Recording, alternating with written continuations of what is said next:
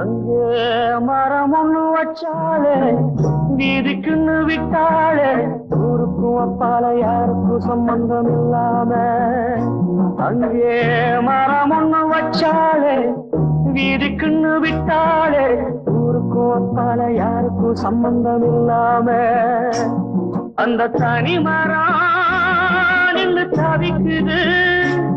ஒரு துணை இல்லை ஆதாரமா வந்த வேருக்கும் சொந்தங்கள் இல்லாம அங்கே